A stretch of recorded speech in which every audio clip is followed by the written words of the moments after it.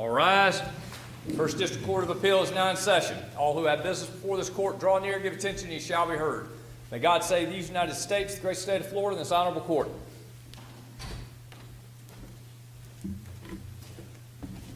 Please be seated.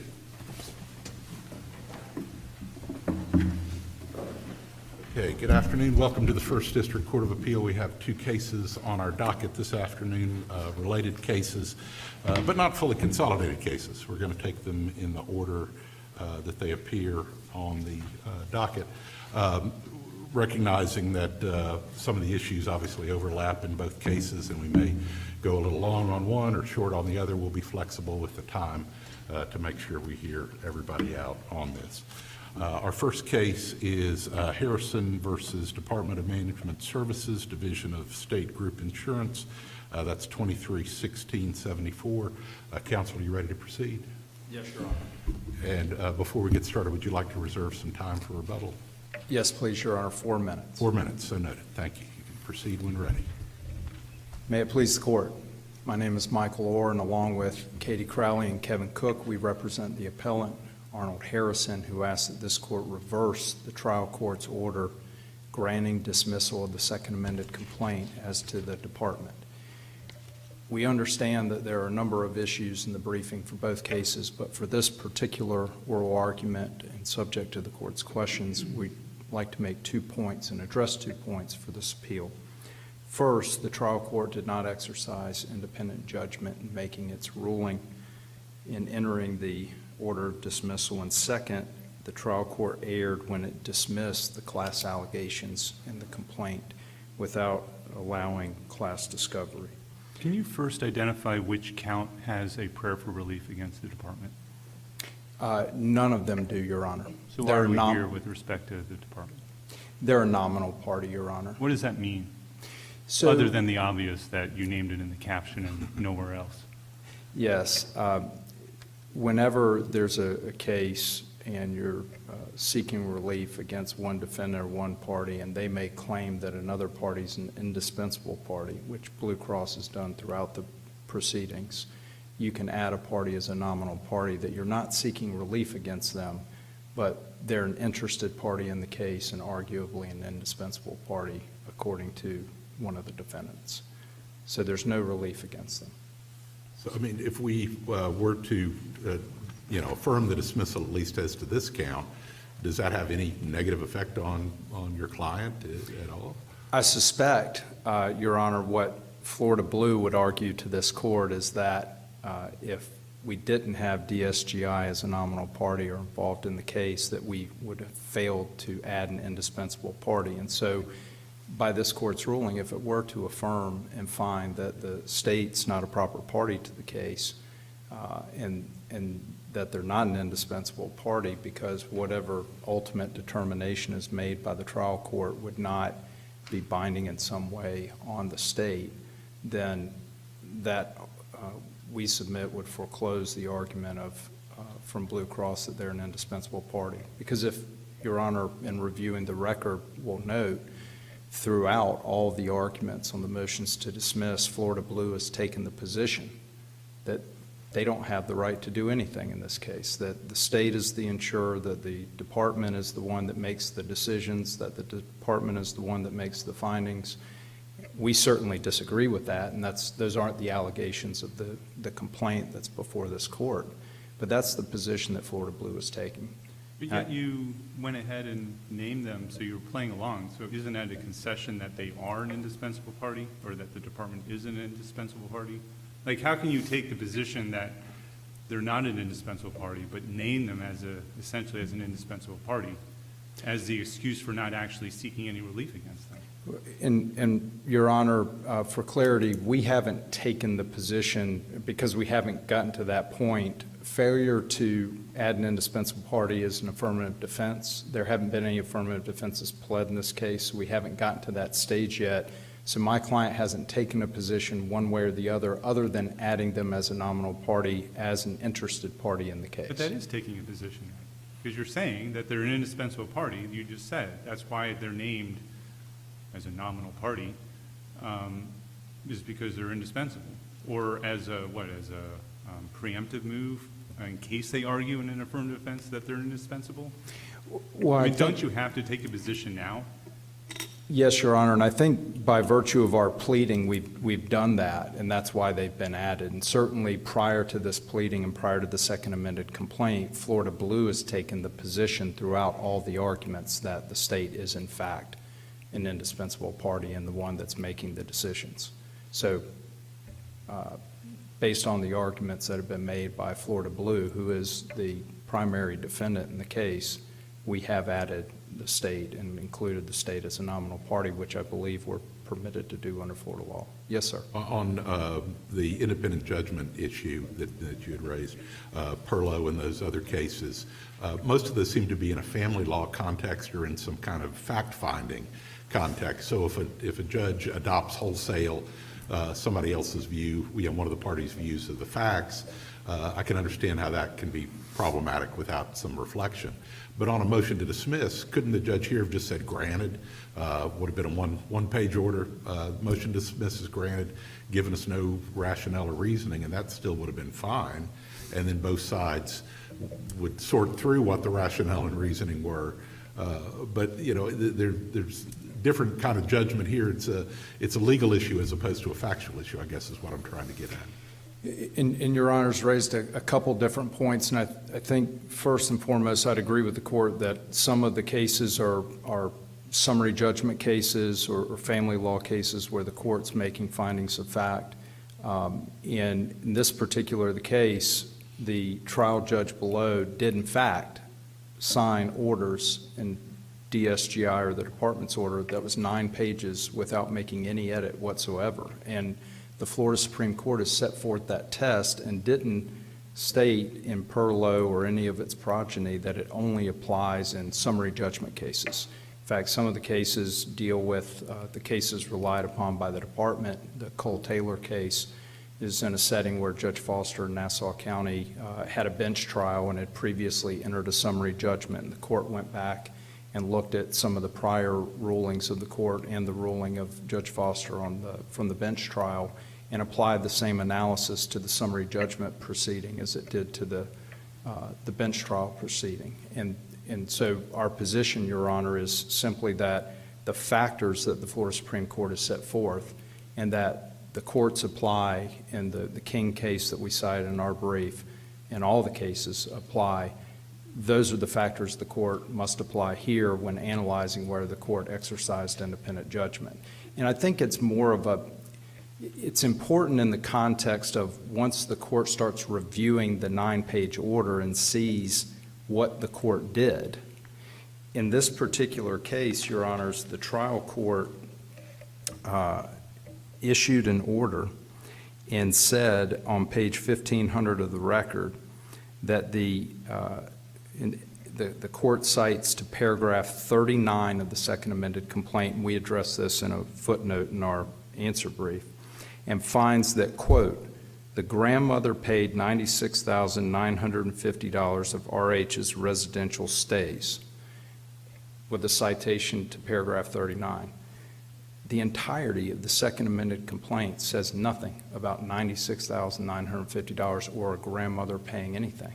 That's just what the state injected into the proposed order that they drafted, because that's their theory of the case and why we're all here, because they continue to suggest that that's the basis of the complaint and that's what's being sued for.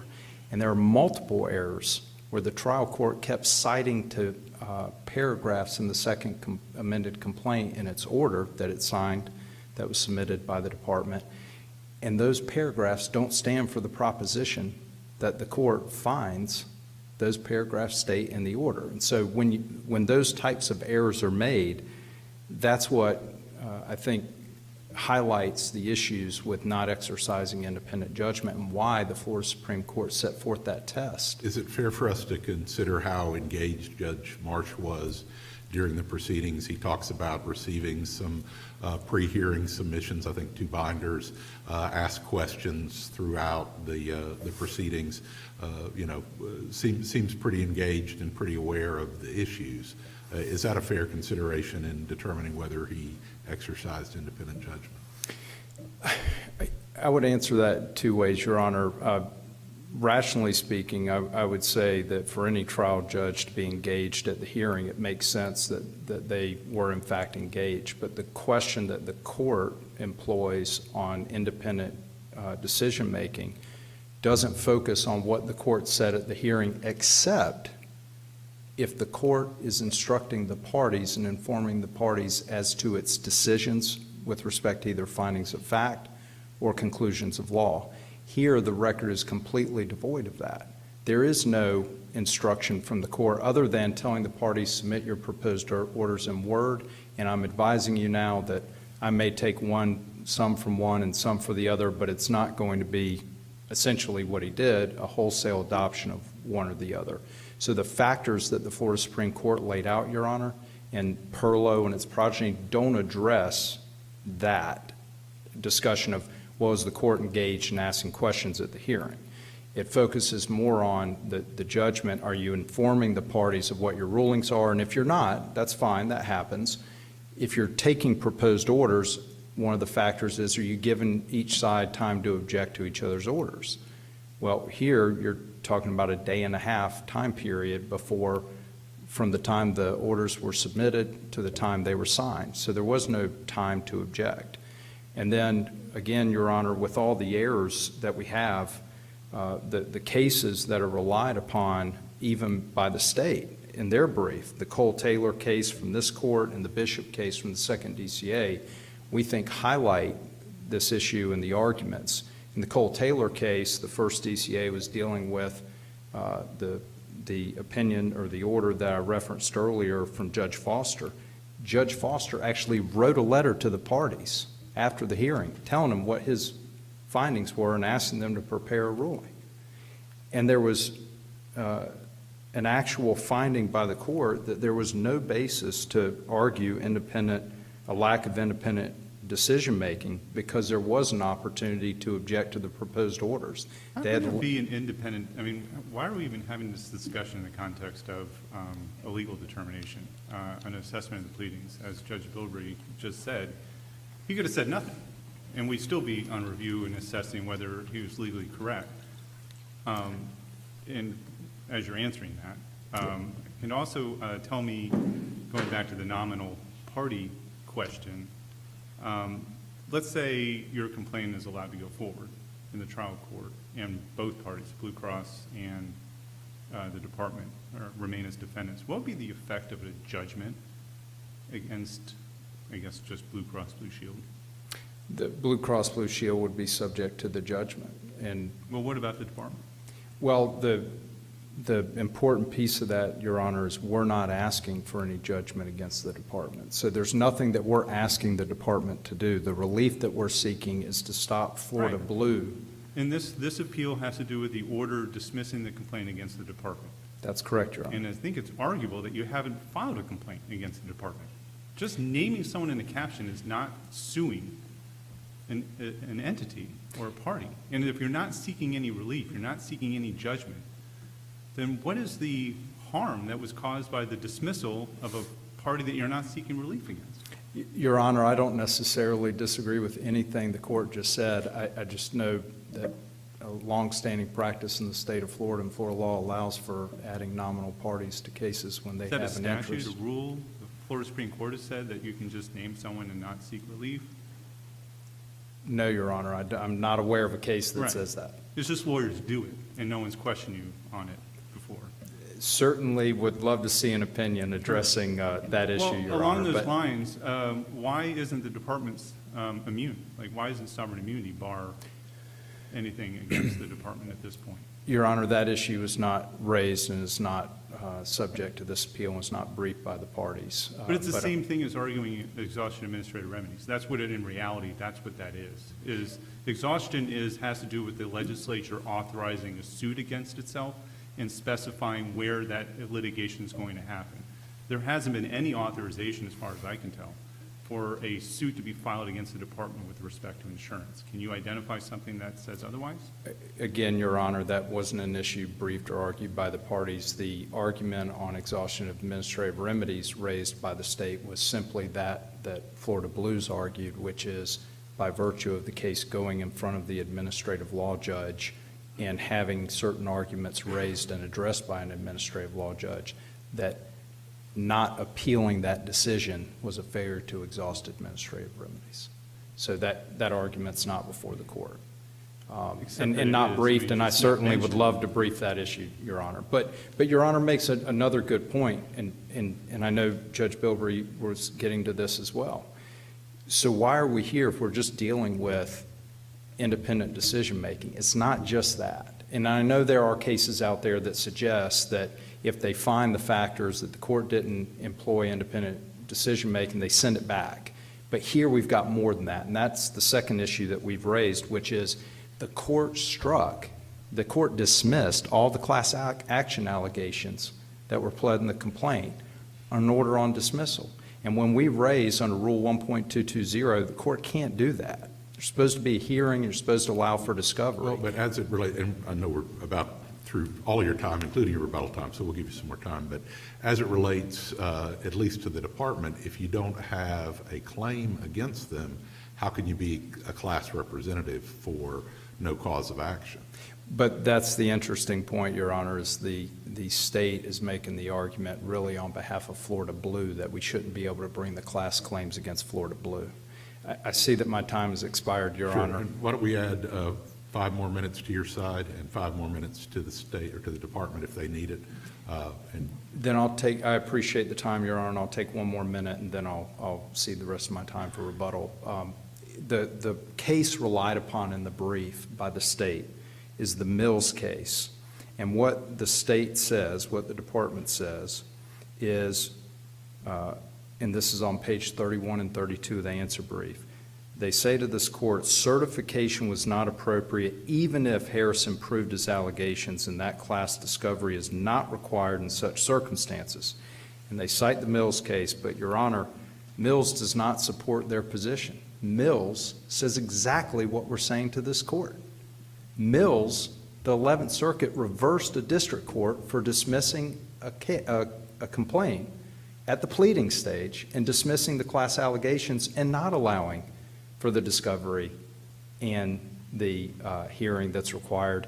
And that was under Rule 23, which is parallel to the Rule 1.220. And also under Rule 1.220D1, there is a process that should have been employed by the court before dismissing a complaint containing class allegations. And we'll save the rest of our time for rebuttal. Thank you, Your thank you. Honor.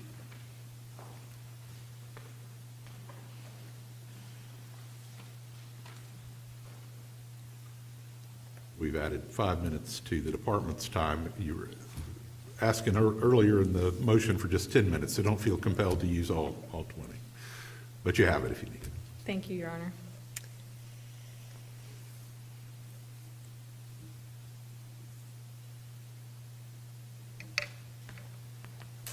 May it please the court, my name is Viveka Sapaya, and I will argue on behalf of the Department of Management Services.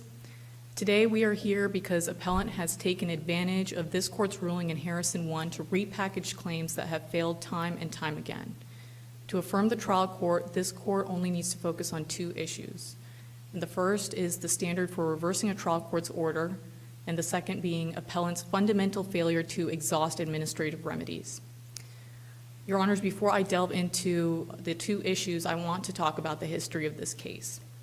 This case was born nearly 10 years ago in 2015 after appellant's daughter received treatment at a facility outside of Florida Blue's provider network. Can you jump ahead and address why isn't the department claiming that it's immune from suit? Or should I say, why it's not claiming it's immune from a non-suit against it? Because apparently the plaintiffs are not seeking relief against the department.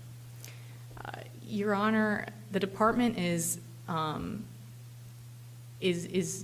immune in the sense that even though opposing counsel has said that they're really here today to bring suit against Florida Blue, they even concede that they're required to name the department as a party because according to Chapter 120, the department is the one that is the final arbiter on this on this issue today. And Where Florida does it Blue, say that in Chapter 120 specifically? Florida Statutes, Chapter 120.123, subsection 5, Your Honor, discusses the processes for an administrative hearing, and talks about how a contractor like Florida Blue that has contracted with the department is only responsible in terms of being a plan administrator. And that's why even at the administrative level, when appellant brought their claim for medical coverage, any decision made by the administrative law judge there was also binding on Florida Blue. And that's why Florida Blue... How is that? I mean, we're getting a couple layers in, but maybe we can jump ahead to how an administrative law judge in the executive branch can issue an order that would have any effect outside the executive branch and be binding on the judicial branch. Which is what you're saying by arguing that the ALJ's order or the department's final agency action has res judicata effect in the trial court. So how could that be? Your Honor, the administrative framework laid out in Chapter 120.1235 is a full adjudication. So there, appellant did have an opportunity to litigate the issues in terms of not only a denial of medical coverage for his daughter's stay, but also these other issues. And I know that appellant is making the arguments that adding claims such as negligence, negligent misrepresentation, and breach of fiduciary duty are completely different and save this case from res judicata analysis. But the reality is none of the questions required for negligence, negligent misrepresentation, or breach of fiduciary duty, we can't ask any of the questions there without asking the first question of, was denial of medical coverage proper? And so since that was already litigated at the administrative level, not only is the department bound by that judgment, appellant bound by that judgment, but Florida Blue as a privy is also bound by that judgment. I don't understand what it means to be bound. Like, how can a trial court be bound by the executive branch and administrative hearing officer? That's my question. I mean, it's an administrative order, so it's related to, I guess, that they've claimed a public right in some way or a public benefit through state insurance. And I understand you go through the department because the department, through the division, administers the program. That's fine, I get it. And they've gone through that. They've gone through the entire process. They got an order. An order says no. That's all well and good. To argue that that's res judicata and in some way binding outside of the executive branch seems to be a separation of powers problem. And I'm trying to understand why the department continues to argue that an administrative hearing officer's order has any effect on the exercise of judicial power by a circuit court judge. Your Honor, I think that that's because this argument is being made in terms of res judicata because that finding of the denial of medical coverage at the administrative level still travels with this case at the trial court level. So Why? Based on what? According to Florida statutes, Your Honor, and the power given to the department to adopt this order as a final order, and Florida statutes giving the department that status of being the final arbiter here on the question of whether the medical claim coverage was proper or denial was proper. That is what, so from the legislature really is where the department gets that authority. Right. And The legislature said that really through just generally Chapter 120 and without because it did not make an exception and say that you can be sued in circuit court over this, that the legislature said that your sole avenue to seek relief with respect to this public benefit under state insurance is through the administrative process. Yes, Your Honor. So in other words, aren't you immune from suit in circuit court because the legislature has not waived sovereign immunity, which it has to do before the department can be sued? Yes, Your Honor, but since appellant is trying to bring suit against Florida Blue here as well. But that's not this appeal, that's the next one. That's correct, Your Honor. But what's the department's position, though, as to whether it should even still be, assuming that there are some viable causes of action against Blue Cross that we'll get to in the next appeal, but even if there are, why should the department stay in the case? Your Honor, I think the best authority here to answer that question is the AMEC 1 case, AMEC Civil LLC versus State of Florida, which there the contractor is in the same position that Florida Blue is in with the department today. And as a subcontractor, as a privy, we travel together in this case and have been traveling together for since 2018. Well, and I guess my question is more what Judge Tannenbaum and I were asking early on your opponent. Why there's no damages, no remedies being sought against the department. So should the department remain in the case? I understand that you claim privity with BCBS and that y'all should travel together, and the issues of res judicata and the contract and all of that relate to both of you equally. I understand that. But why should you even be in the action at all if there are no damages, no remedy, no injunction, nothing being sought against the department? DMS should remain in the sense that as a privy, Florida Blue, and as a third-party administrator, really, Florida Blue is really just administering the funds that are in the hands of the department. Requesting relief from Florida Blue when Florida Blue is only a third-party administrator, and really applying these criteria to administer funds that are in the hands of the department. Why can't Florida Blue make that argument then? Is that they shouldn't be, I think they are making that argument in the next appeal, so. Yes, Your Honor. But it sounds like the department doesn't trust Blue Cross to make that argument, so the department feels like it needs to come in and make the better argument of the same thing. Is that the position of the department? No, Your Honor. So then why does the department need to be in the suit? Unless, wouldn't the better approach have been for the department not to be sued? And if you're concerned about any issues or interests of the state being litigated, you seek to intervene. And if it's granted, well, guess what? Now you're really a defendant, and you're named in one or more of the counts, I guess. And Yes. then you can litigate. Yes, Your Honor, that would have been another way to approach, but as this case was not consolidated at this level, and we were also named as a party by appellant, we're here litigating today. Named as a party nominally in the circuit court. And no one has still yet explained what the significance is of having one's name in a caption in a lawsuit. How is that even, that doesn't even call or invoke the exercise of judicial power against a party. I'm not even sure there would be personal jurisdiction if such a thing existed, with respect to the state. But it's just very confusing as to what this lawsuit is all about. So we have the appellant saying, well, we feel like we needed to name the department as a party because we were afraid that they were going to argue that they were indispensable, or that Blue Cross was going to say they were indispensable. But we're not going to seek any relief against them. And then we have the department saying, well, yeah, we should be a nominal party. We should be in the case. But we're fine, not having any relief, but we're still going to litigate on appeal. Can you explain what this litigation is all about with respect to the department? If the judgment ultimately would have no effect and not be binding or anything with respect to the department?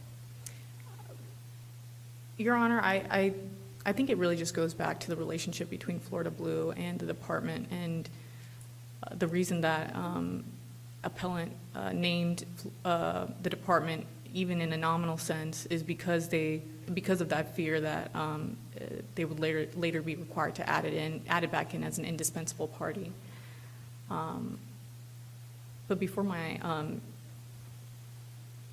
I also want to address, Your Honors, the first point that appellant made today in terms of Judge Marsh's lack of independent judgment being a reason why the order should be dismissed. They're taking the four-factor test from the King versus Farah and Farah case, and although appellant did not specify what exactly these factors are, they are the length and detail of the proposal, whether the parties were given any opportunity to object to each other's submissions, how long it took for the trial judge to adopt the proposal, and whether the trial judge made findings of fact and conclusions of law on the record to guide the parties' preparation of their respective submissions. It seems like most of those would weigh against the department, right? No, Your Honor. Of these factors, appellant only specifically takes issue with the length of time it took for the trial judge to adopt appellee's proposed orders and the fact that adoption of the orders was verbatim.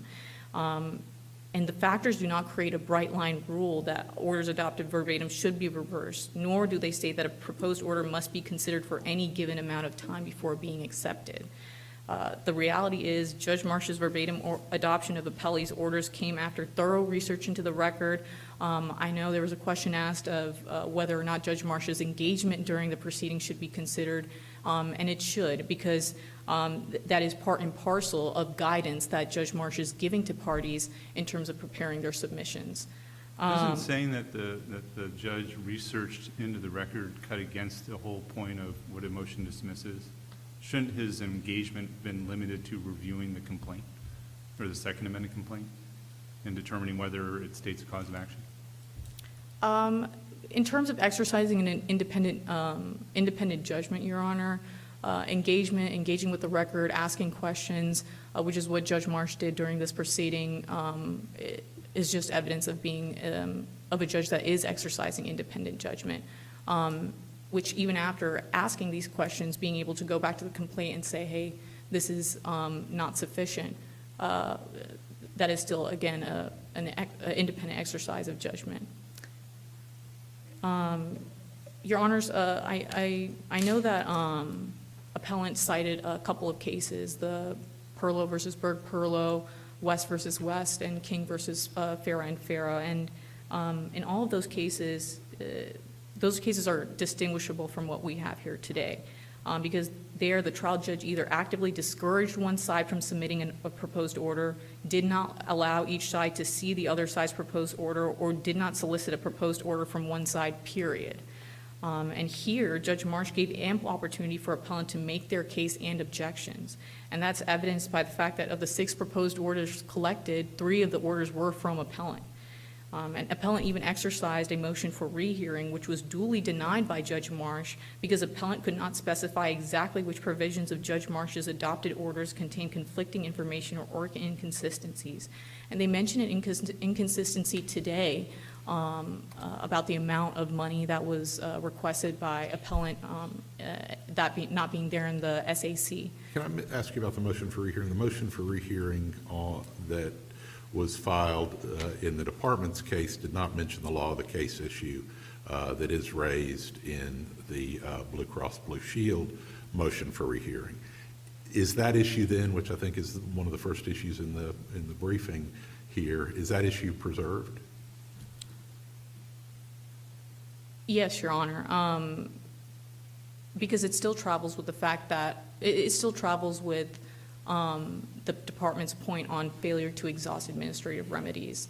The denial of medical coverage still travels with these claims. What is the, well, first of all, what is the law of the case in, can you identify that part of the opinion that actually makes some sort of legal holding that matter to the disposition that you consider to be controlling here?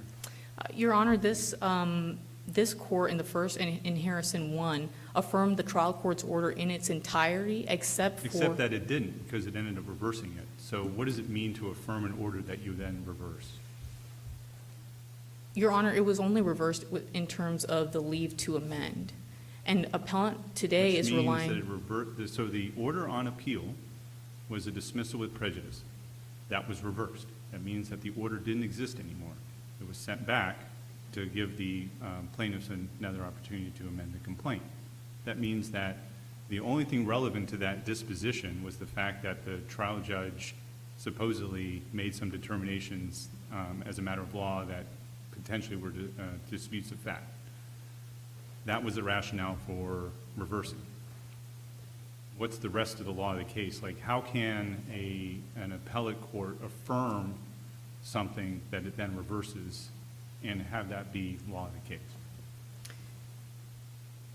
Your Honor, in Harrison 1, this court did not make a endorsement of any of appellant's proposed amendments. So It also didn't endorse anything in the order specifically either. Your Honor, even in that situation, Judge Marsh's order of dismissal, which is finding that that there's no claim here, and that the claims are barred by res judicata and collateral estoppel, those still stand because even when given the opportunity to amend their complaint, appellant did not meet the legal standard necessary. And that goes back to the fact that at the point where they were denied medical coverage in the administrative context, instead of following through with an appeal to this court in 2017, they decided to climb out of the administrative framework and bring suit in circuit court. And that really taints all of their claims today.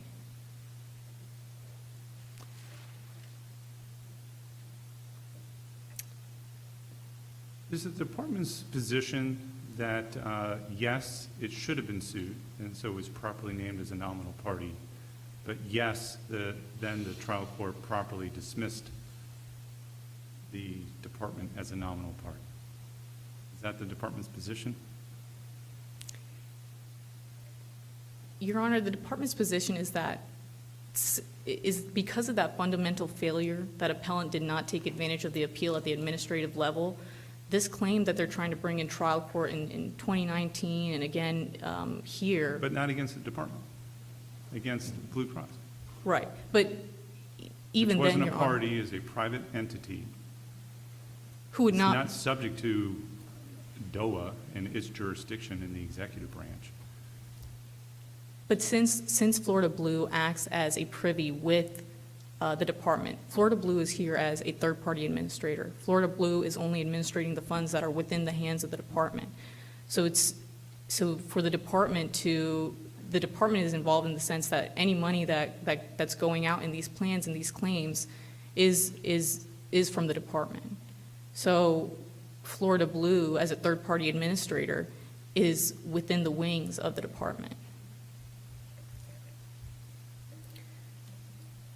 Your Honor, I see that my time is about to, or is close to coming to an end, so if there aren't any further questions. I have one. Okay. So this business about you don't exhaust, it's not exhaustion administrative remedies unless you take an appeal under 12068. I know that this court has said it a couple times without any analysis, just cites the fourth ECA decision, the FHSAA opinion, which, by the way, didn't have to do with an agency.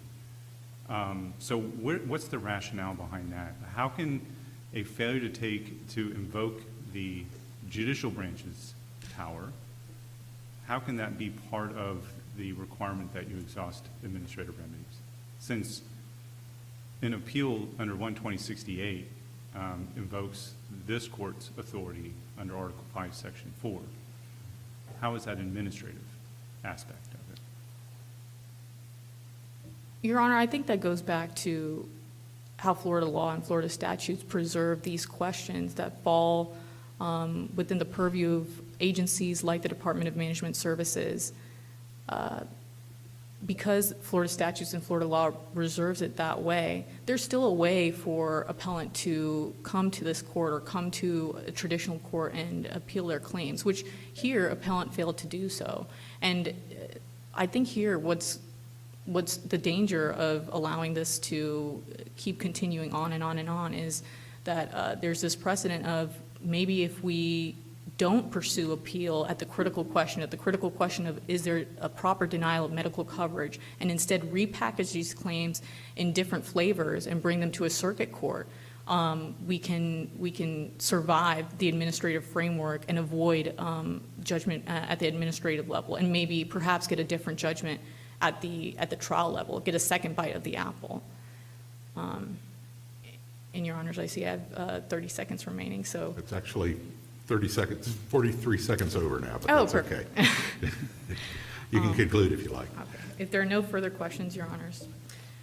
Because Judge Marsh's orders met standards for consistency, fairness, and was supported by the record, and because appellant cannot support his current claims without relitigating the decided issue of coverage denial, we ask this court to affirm the trial court's decision and put this case to rest. Thank you. Counsel.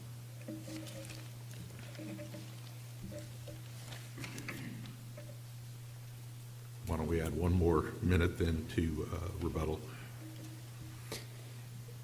Your Honors, I want to address one point on rebuttal, and that is, just like the briefing that we received on this issue of the dismissal of the class allegations, here today, appellee, the department has not addressed the fact that Judge Marsh dismissed all the class allegations, and the case that they rely on in their brief, the Mills case, stands for the same proposition of all the cases we've cited, which says it's improper. And Judge Marsh went even further when Your Honor's reviewed the order that Judge Marsh entered granting dismissal for the department.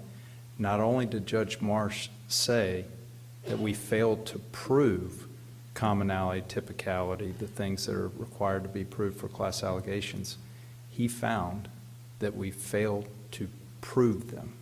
Is are class allegations a separate count? Is that a separate form of relief?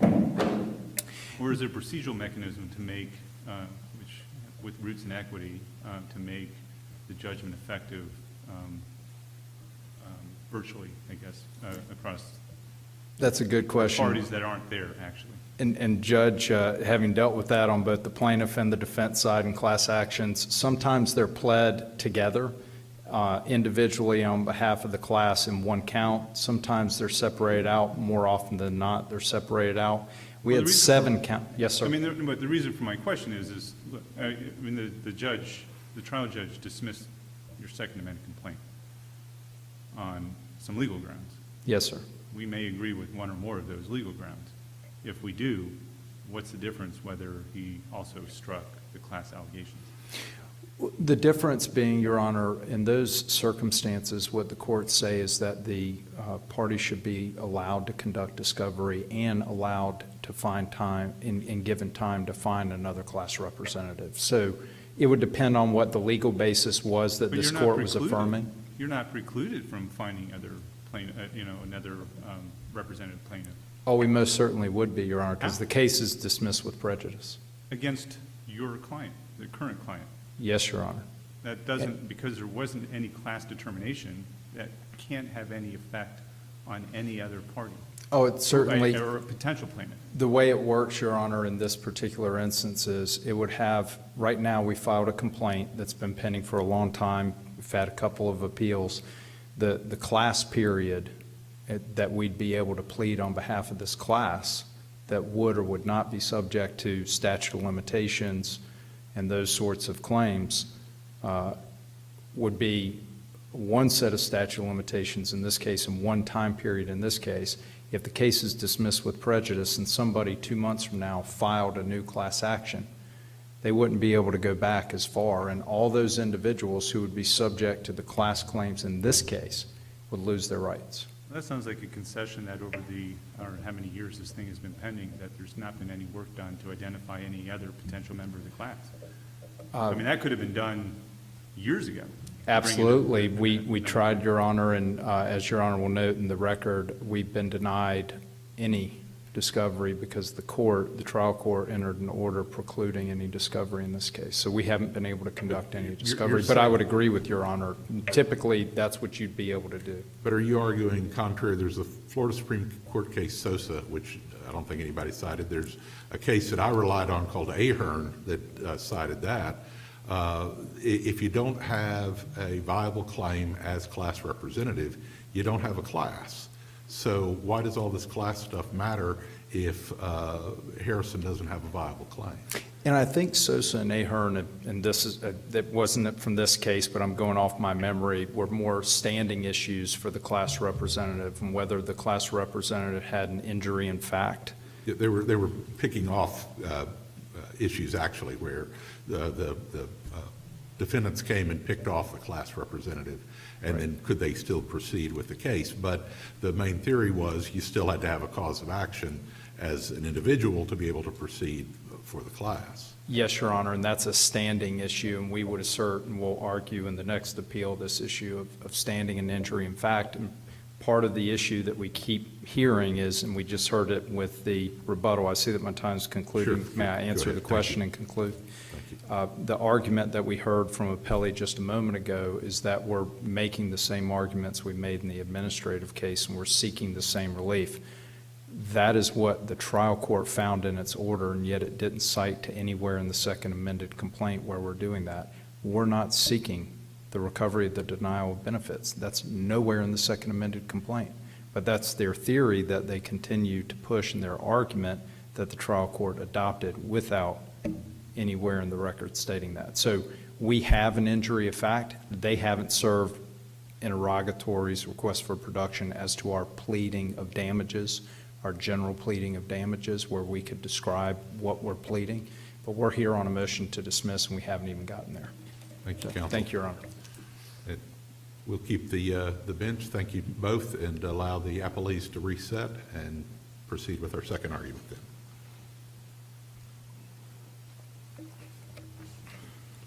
Y'all reset? I'll give, Need the appellees to reset. Yes, yes, sir. so, I'm not sure what you're asking. To switch seats, if you want to change. Okay, well, okay.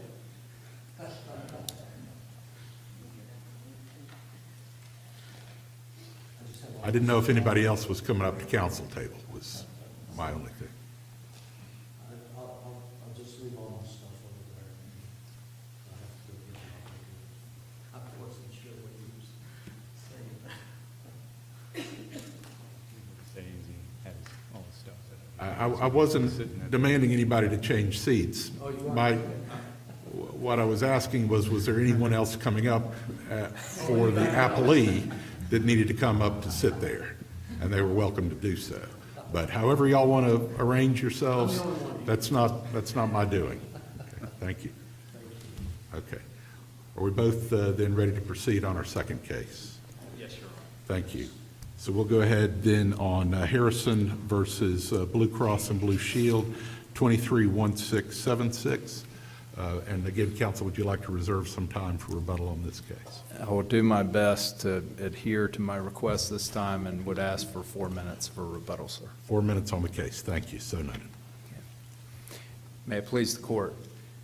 Again, Michael Orr on behalf of the appellant. In understanding there are a number of issues in this case, we would like to address 2 points today. One, that the trial court incorrectly applied this court's prior opinion from Harrison 1 in its order of dismissal, and second, that the administrative proceeding does not act to preclude the claims under the legal doctrines of res judicata or collateral estoppel.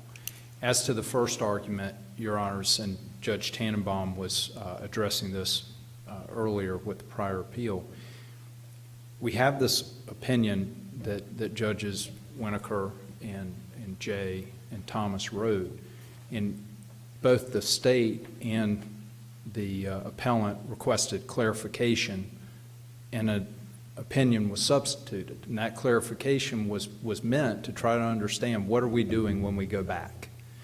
And with the opinion that we got, as Judge Tannenbaum noted, it said, we affirm without comment, except for, as we're discussing here, in finding that there should be reversible, or there was a reversible error here because there was no leave to amend granted. And there's a practical component to what that panel did with the opinion. They're not going to, no appellate court's going to prejudge legal arguments on a non-final order when the complaint is being amended, because under Florida law, once you amend the complaint, those claims are abandoned. And so what the appellate court was doing was saying, this is reversed, leave to amend should have been granted. But here's the significant piece from our vantage point that we believe has been lost. In that opinion, the court states its finding and says, one of its findings, that we further find a factual dispute existed which was not appropriately raised or resolved on a motion to dismiss. And they say, we further find that appellant's proposed amendments are not futile. Footnote. And then we have footnote 2.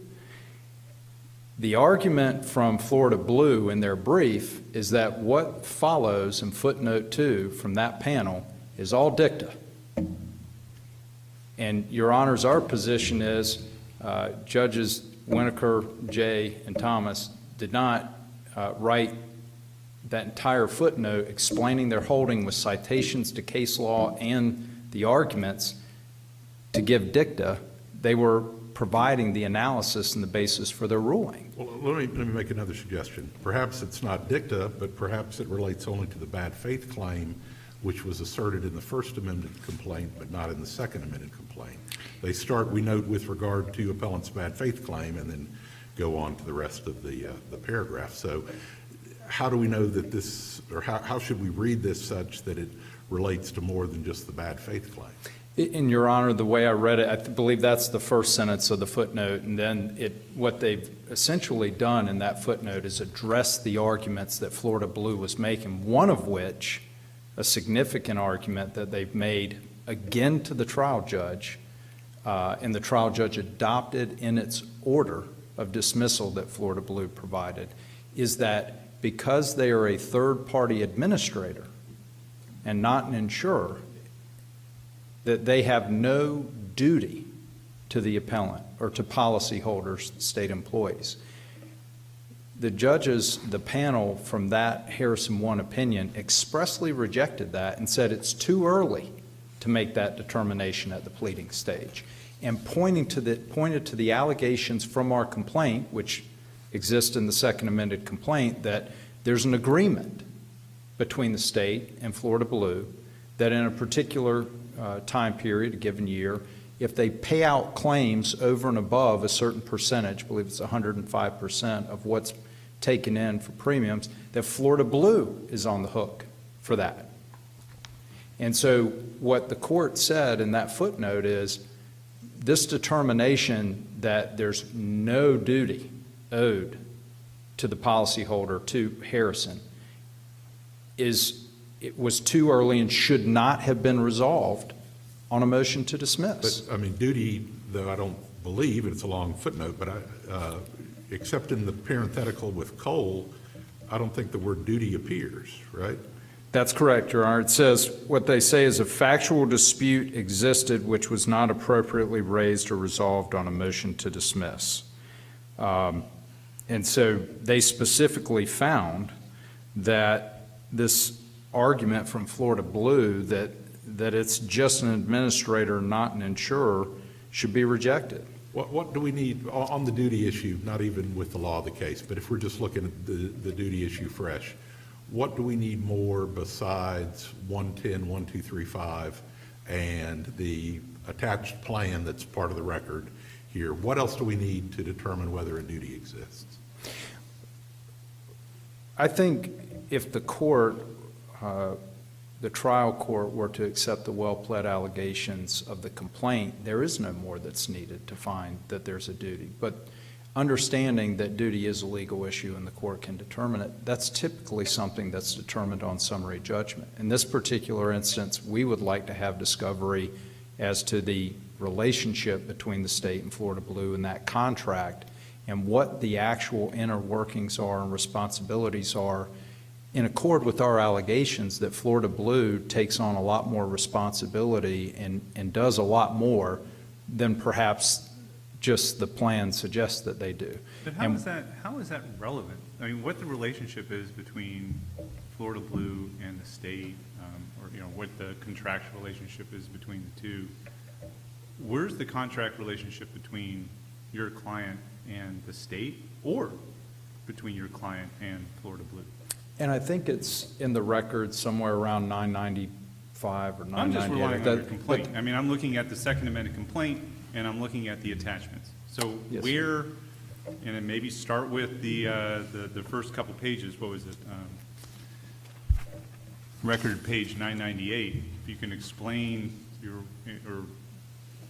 explain how you get around the statement on that page that Florida Blue is exactly what it says it is, and which is in your complaint, that it is a third-party administrator.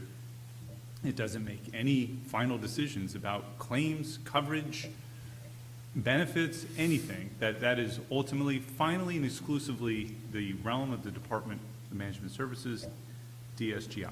And our allegations, Your Honor, are such that even though the plan booklet states that, in reality, And what the statute happens. says that as well, yeah. I'm sorry, Your Honor? And plus the statute. Yes, sir. And despite the fact that they say that, our allegation is that in practice, what happens is a state employee has a choice between several plans that they can choose from. They can choose a plan, in this particular instance, the PPO plan with Florida Blue. They get a card from Florida Blue. They're told that they can contact Florida Blue. Their plan, for all intents and purposes, is a Florida Blue plan, and all their communication is with Florida Blue. Florida Blue is the one denying and making decisions. Now, from that point, the argument on the other side is, well, now we're just an administrator, because that's all that stuff really is. We're just an administrator, we're not an insurer. And that's what they've been arguing and argued on the first appeal. And what we said is that's not the case. We're arguing in the alternative that you are an insurer because under your agreement, your contract that you have with the state, you have obligations to pay out of your own funds for claims, for benefits, after a certain percentage. And so despite what the statute says. That's not really the definition of insurer, though. I mean, that's not the same as accepting risk and having, capital back that up. That's pursuant to an administrative agreement between the state and Florida Blue, pursuant to statute that requires all this. I still don't see when the statute says that these are TPAs and TPAs alone, and that the state, and it's coming out of sovereign funds at the end of the day, and that it's the state that's the ultimate determiner of these benefits. How does that change? How can you change the relationship by argument what the statute says expressly? And the documents attached to your complaint say expressly. Absolutely, Judge, and quite frankly, it happens all the time in litigation where a statute provides for one thing as to how things are supposed to happen, and then in practice or reality, they're done a different way. And so that's what we're suing over. We're suing and saying You're that suing Florida to change Blue. the meaning of the statute? Or No, sir. you're suing to ignore the statute and say there's this other theory? No, sir. What we're suing and arguing is that exactly how the prior panel of this court analyzed in its footnote, that it's too early at the pleading stage on a motion to dismiss to determine whether or not the relationship between the parties is such that Florida Blue is not an insurer in this scenario and is only a third-party administrator. And so that's our argument on appeal here. What the trial court did when it entered its order of dismissal, the trial court expressly ignored that entire paragraph. Doesn't address it anywhere in the order. Doesn't address the finding from this prior panel as to those issues. Completely ignores it. Was that footnote necessary for the disposition? Absolutely, from the standpoint that it provides the analysis for the holding that the court provided. But the court didn't remand and say reinstate the First Amendment complaint that had been dismissed. It said the error was it was dismissal with prejudice, that the trial court abused its discretion. That was the error. It abused its discretion in not allowing you to amend your complaint at request. Yes, Your Honor. And as to this footnote, what the actual sentence, the holding was, is further we find that the proposed amendments from the appellant were not futile. So that's why it's very important that the court explain what the amendments are, what the claims are that are not futile. That's what the analysis is in the footnote. These are the claims that should not have been decided at the motion to dismiss stage, which is exactly what the court did Well, so when it went back what down. did we affirm? Because I've got the original order here somewhere. What out of that original order on the first amended motion to dismiss, or the motion to dismiss the first amended complaint, what did we affirm without comment the trial court's order? There were arguments that related to the state when there were other claims against the state that were affirmed. The arguments that were not addressed in the footnote and the analysis from the prior panel. The sentence that Your Honor read from the very first line of the footnote, the insurer bad faith count. All of those things that are not found in the second amended complaint is what was affirmed. Now, I know that the motions for clarification that resulted in that substituted opinion, this issue that we're all arguing over here today, and much of what your honors will see in the transcript on the hearing on the motions to dismiss, was trying to discern just that, Judge Bilbrey. We were all trying to discern what One of was the it. things- And I found in my stack of papers here, I found the order on the motion dismissing the First Amendment complaint. One of the things there was, or I guess two of the things, res judicata and collateral estoppel, which is not mentioned anywhere in our opinion. So did not then the Harrison 1 opinion affirm the findings of res judicata and collateral estoppel from the trial court on the First Amendment complaint? We would suggest they didn't, Your Honor, only because, and this touches on what Judge Tannenbaum said earlier, and I'll give an analogy. When a court PCAs an opinion or an order, there's no precedential value there. There's no analysis That's different addressing. than the law of the case. If That's true. I mean, the case is for, whatever the trial court did, if we said, yep, we affirm that, that's locked in unless you're trying to show a manifest injustice, which is not alleged here. So, what we affirmed, whatever that was, if anything, is locked in, right? So I don't think the PCA analogy, which I understand what you're trying to say, but I don't think that's analogous. And Your Honor beat me to my second sentence, which is the only difference is when you have an affirmance without comment or an affirmance without analysis, that it can be law of the case and there can be an argument that relates to res judicata as to certain issues. But Can a PCA affirm trial court findings in an order of dismissal with prejudice? I think What is that? that's a great question, Judge. My understanding is the District Court of Appeal, if it was writing an opinion and specifically detailing what findings it was affirming, perhaps it could do that. But generally speaking, it's affirming a judgment, an order, a decision of the court, or reversing that decision of the court, and with or without analysis. And so in this particular instance, it's not like we're all here with an order from Harrison 1 or an opinion from Harrison 1 where they go through each finding of fact of the 30-some-odd legal arguments that are in the motions to dismiss and says we agree with these and don't agree with these. And that's frankly, again, because, as Your Honors noted, Judge Tannenbaum, this was a non-final order where they just said you should have allowed a leave to amend. And by the way, the proposed amendments, which are in our brief, we pointed out were not futile. And that's what the appellate court was addressing in Harrison 1. You should have allowed amendment. And I recognize that we have this affirmance that muddies the water because now we're arguing what did we affirm or not affirm. And our whole argument on that, Judge Bilbrey, is there'd be no point to reverse the case and allow amendment if it was just going to be affirmance as to res judicata and collateral estoppel, because there would be no claim. And I see that my time's Thank you, and we'll give about you up. 4 minutes for rebuttal then. Thank you. Thank you, Judge. And we'll add 4 minutes to the appellee side also. Apologize again for the seating confusion.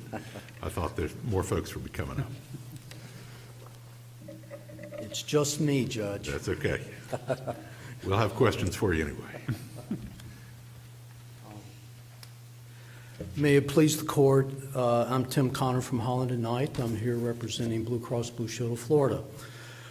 And as I've listened to the questions from the panel today, obviously there's a number of questions, a lot of issues in the case, and it's kind of hard to just try to put a bow on everything in this case, but I'm going to try my best to do that. So, as Your Honors know, there's a long history to the case. There was an appeal process. There was an administrative law judge hearing. There was an evidentiary hearing. The conclusion of that entire process was that the plaintiff's claim for benefits was properly denied. So now we find ourselves in circuit court dealing with what is essentially a challenge, a collateral challenge to that issue. Let me start off by talking a little bit about the law of the case, because that is one of our principal arguments, and we believe that is a really important argument here. And as some of the questions that you've asked have elucidated on this issue, we're looking at what was the first order of dismissal. This is the Judge Dotson order. And what was the opinion of this court with respect to that order, and how do those two things relate to each other? And then how does that relate to the entirety of the case? So I think if you look at what this court did previously, and I believe that, when you look at court opinions, you look at what is the holding. Obviously, we've argued the footnote is dicta, which is what we believe. But the words that are used should be given their plain meaning. And they're not words that I think in this instance are wasted in any way.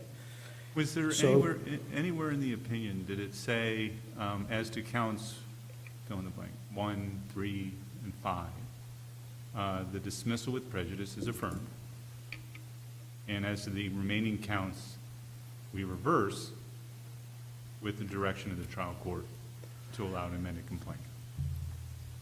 Was that said anywhere in the- There are no words like that, Right. but, Would that not have been a better way to accomplish well. what now you're trying to take advantage of as law of the No. case? Well, no, Your Honor. I think the words are straightforward. Now, I'm not in the business of telling the appellate court how to write a better opinion. But if you look at the words beginning in the bottom of the first full paragraph, this court says, "We affirm, without further comment, the trial court's order with one exception regarding the trial court's implicit denial of appellant's motion for leave to amend. We reverse and remand for further proceedings consistent with this opinion." So what I take that to mean is that this court agreed with what Judge Dotson did substantively in his rulings on res judicata, collateral estoppel, and the other issues that are outlined in that order, except Judge Dotson did not grant leave to amend. Now, the leave to amend was not a motion for leave to amend. It was a statement in another paper, and there was no proposed amended complaint. So that was one of the things that we argued about a little bit when we were arguing about the motion for clarification, because there was no proposed amended complaint, and it's something that we pointed out in our papers. You don't know when we go back, is there going to be something that's viable or not? The futility doctrine, which is referenced, is obviously a doctrine that's been around for a long time, and which basically says, look, we're going to give people a chance to amend unless we conclude without any doubt that it is impossible to amend. So we're going to at least give you that chance. And the plaintiff had not abused the opportunity to amend, and there was no finding by Judge Dotson of futility. So that just wasn't there. And this court said, look, we don't think it's futile, okay? But in the footnote that we've talked about, the court said, and this is at the very end of the footnote, to this end, appellant should have the opportunity to attempt to amend the complaint as to all claims against all defendants. However, while any amended complaint must adhere to this court's opinion, we do not conclude that appellant can state any particular cause of action.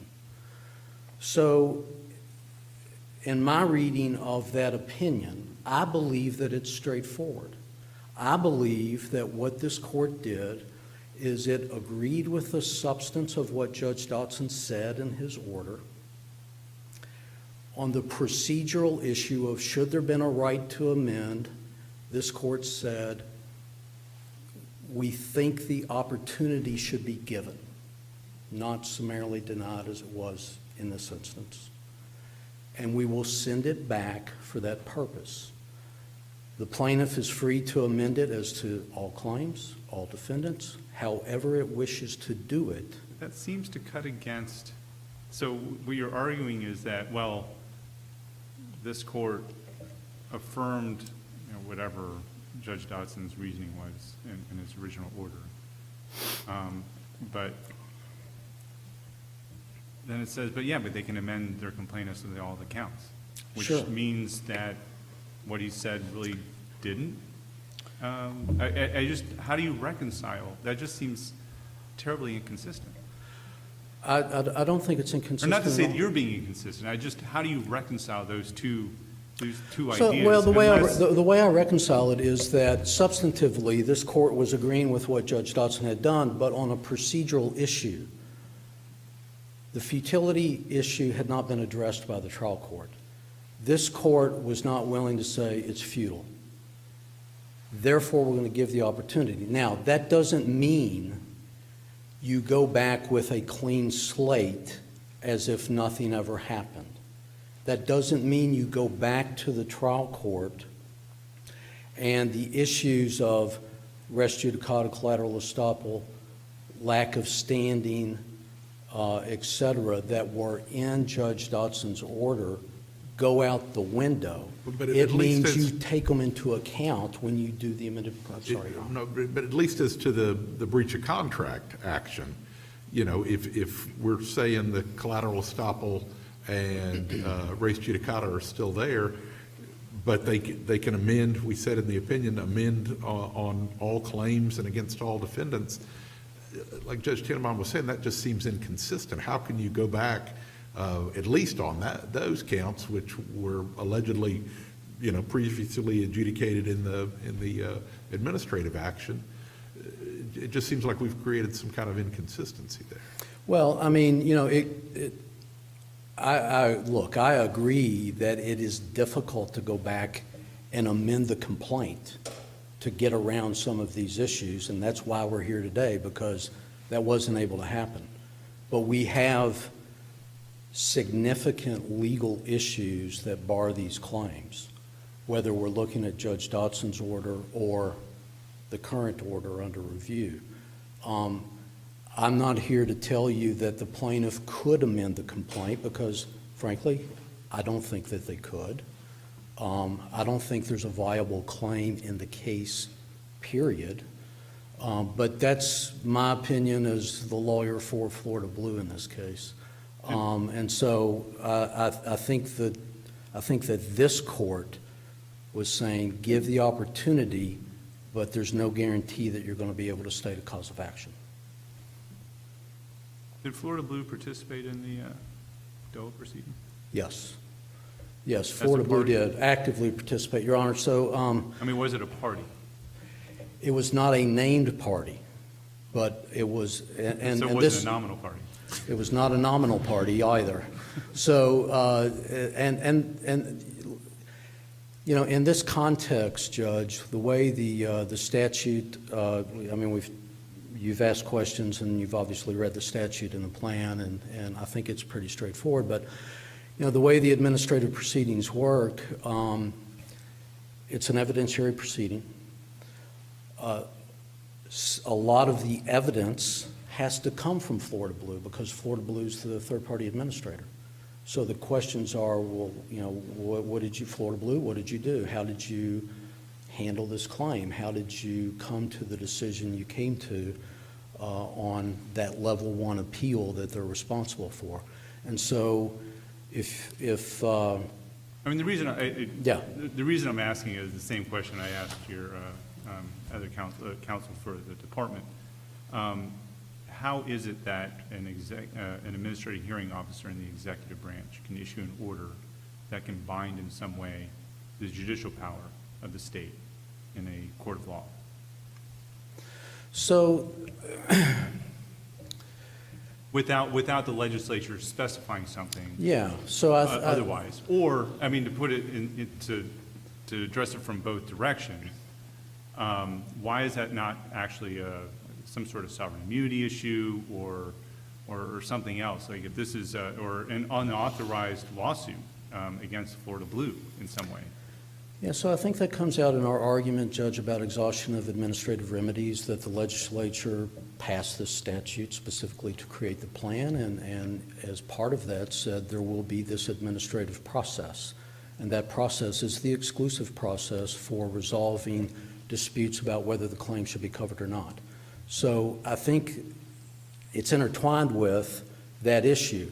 And we've argued in our papers, and we argued below, that there was a failure to exhaust administrative remedies, because after the ALJ's decision is adopted by the Department of Management Services, the only thing that we believe the plaintiff could do here is appeal to this court.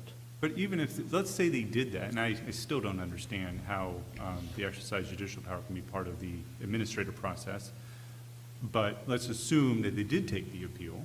Yeah. And it was affirmed. So now they've exhausted their administrative remedies and now they can sue? No.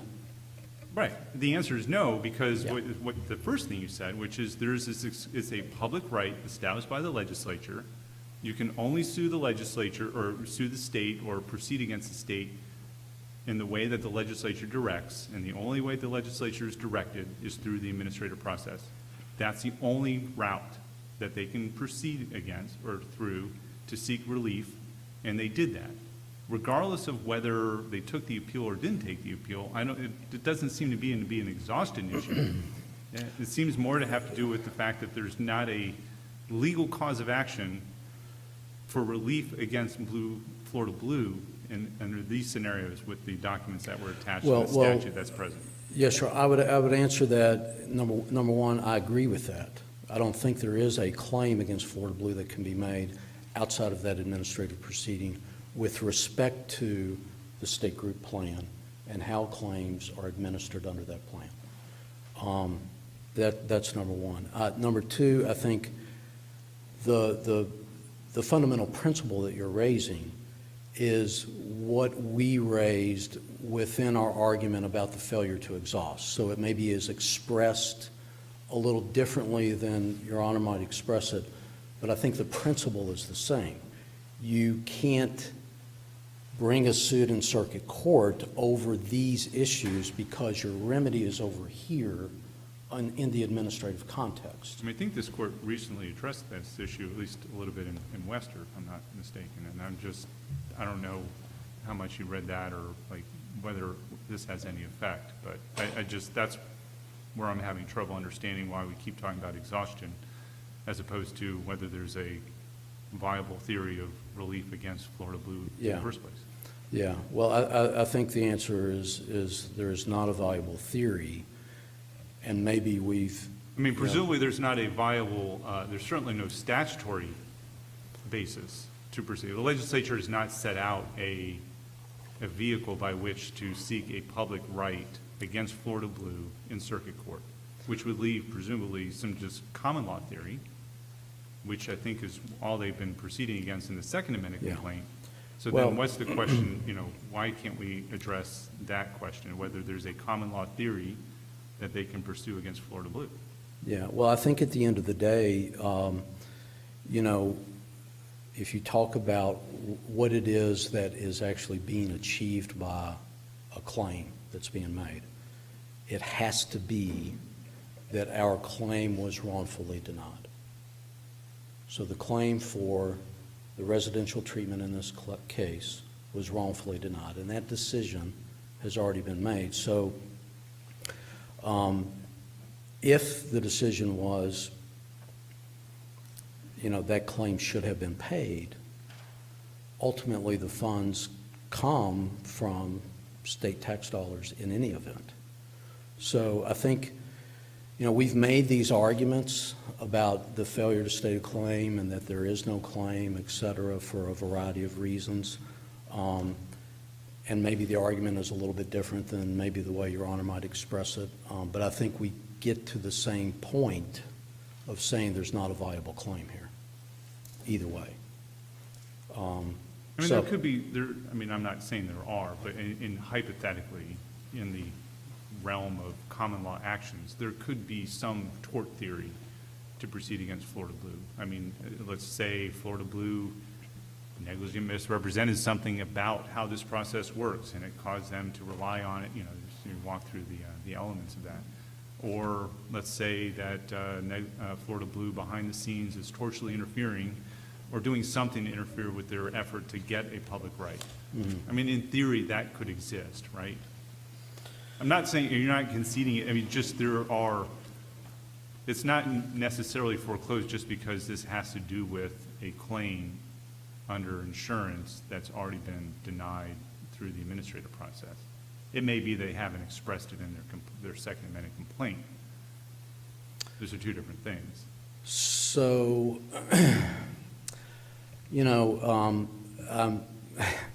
I'm hesitant to say, hypothetically speaking, there could be a claim, because I think the answer to that question is no. Is there a set of facts that I'm not aware of where, possibly there could be a claim? I don't know the answer to that. I don't know exactly how to answer that other than analyzing the facts that are in front of me. So I don't want to concede that there would be some basis for a claim. I just know that in this case, there's not. Right. I mean, on these allegations, Yes. maybe, I mean, I guess that's your argument. Yes.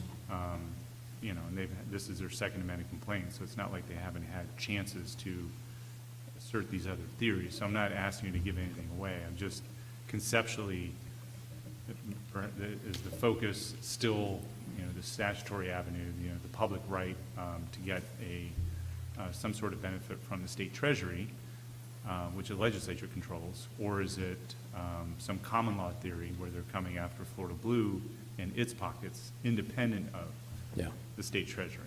Yeah. Yeah. Well, I don't think that is this case. And I think that a number of our arguments actually, sort of deal with why that's not in this case. So if I don't know if I need to address the trial court exercising independent judgment here. You've talked about that, and there's been a number of, I think absolutely Judge Marsh exercised independent judgment here. Well, I mean, does that even matter? I was going to say, Your Honor, first of all, I think he absolutely did. I think there's no question about that. But I think secondly, I don't know that it matters that much, because if you agree with the decision, then, you should affirm. And the legal explanations that are laid out in his decision, I think are straightforward and should be affirmed. If you disagree with the decision and you think that he's absolutely wrong about these issues, then, presumably you would send it back and say, we think you were wrong. So I don't know that it necessarily matters, when you get right down to it. As you said, he could have entered an order just saying motion granted without explanation. And then we would be here arguing about all of the reasons that were raised below that could be the basis for the decision.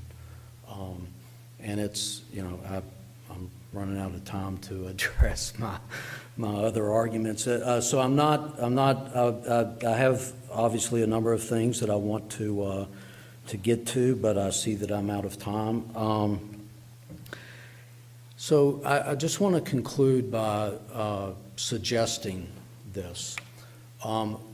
We think that all of the arguments that are set out in our brief are very straightforward arguments about this case, and whether it's a law of the case issue or there's confusion about what happened the first time around, and you go to, okay, well, if law of the case wasn't there, how do we deal with the other issues? And we've addressed that in our brief. There are 5 things that I think you should look at. The first one is the first trial court order. The second one is obviously the first opinion here. The third one is the actual second amended complaint.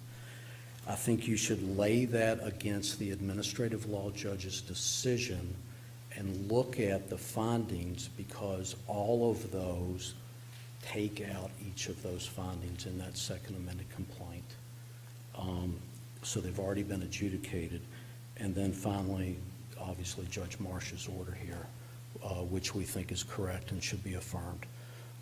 Thank you for the extra time. Thank you, counsel.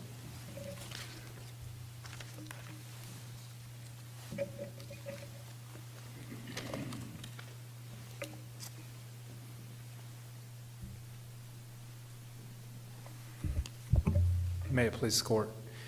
I want to address the question that Judge Tannenbaum raised to counsel about, well, couldn't the plaintiff in this case, the appellant, have a common law claim against Florida Blue, not prejudging whether they've pled it right or not in this particular instance, but would they have one?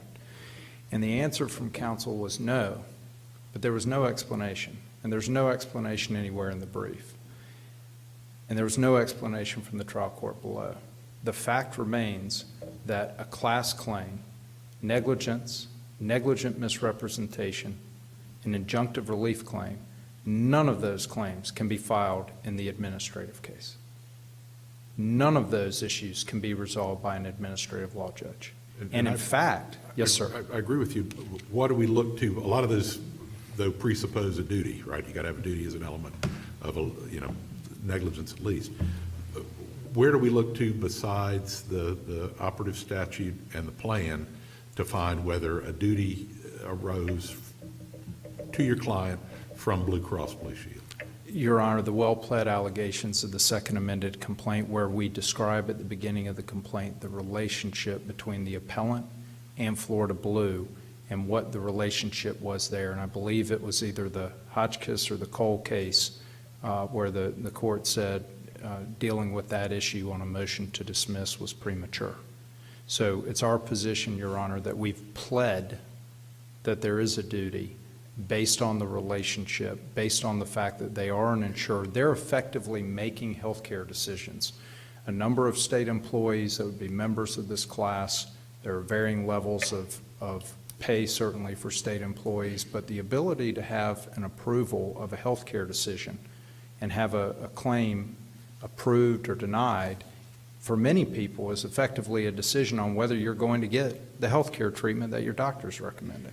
So we've pled in this particular instance that there's a duty owed to administer the claim fairly, to follow the plan, to follow the statute, and not to use undisclosed information or criteria. And that, we believe, is critical. We're not suing, and But this they're is... ultimately not responsible for that. That is by statute, that is the Division of State Group Insurance that is ultimately responsible for all those decisions that Florida Blue may be making that, your client, others may not like, but that's ultimately the state that's responsible for that. Ultimately, the state is responsible and is the final arbiter and gets the final decision-making, and that's why the administrative process involved the state as a party. Your Honor's correct. And so the way it worked is the claim gets submitted to Florida Blue. Florida Blue denies it. Right. Florida Blue, there's an appeal to Florida Blue. Florida Blue responds again and is relying on criterion information outside of the plan, outside of what was agreed to, the benefit of the bargain, when our client chose Well, wait, the what's the PPO, bargain? What's the bargain? paid a policy premium for a PPO plan with Florida Blue. And Well, so that's by state, that's a directive from the legislature as a state employee. The deal is that the state's going to pay most of your premium. Well, it's not even a premium. The state's going to cover your claim, and there's an expectation that the employee is going to cover some of that cost through a holdback in their pay. It's And not so- quite the same thing as paying a premium to a private insurer. And so I'd point out, Your Honor, we're here on a motion to dismiss stage. All of these things are not even in the record at this point. What we But they are in have, the statute. That's why I keep asking about the statute. You can't get around the statute. If it says it's X, You can't say, well, but it might be Y. It is just X, because that's what the statute says. And that would be more appropriate for an affirmative defense and then a motion for judgment on the pleadings or motion for summary judgment, and not a motion to dismiss that's confined to the four corners of the complaint. And looking at I see that my time's about to expire. May I Go ahead and respond? conclude for us. Thank you. Your Honors, the motion to dismiss that, and the order, corresponding order from Florida Blue in this case, and the order that was striking class allegations, both of which were unedited, relied upon statements and argument, and we've set it out in the brief, that were expressly rejected in Harrison 1. And on top of that, the court states that we're seeking the same relief from the administrative case, which is we're seeking the denial of benefits. I want to make abundantly clear to the court, a review of the second amended complaint, nowhere in there do we say we are seeking the denial of benefits. We are seeking the amount for the medical treatment, which is what they've argued and what the trial courts adopted without citation to anything in the second amended complaint. And that's the problem with these orders. They go outside the second amended complaint and the well-pled allegations, and they rely on issues, argument, and evidence outside the pleadings. This court should reverse and should direct Florida Blue to answer the complaint.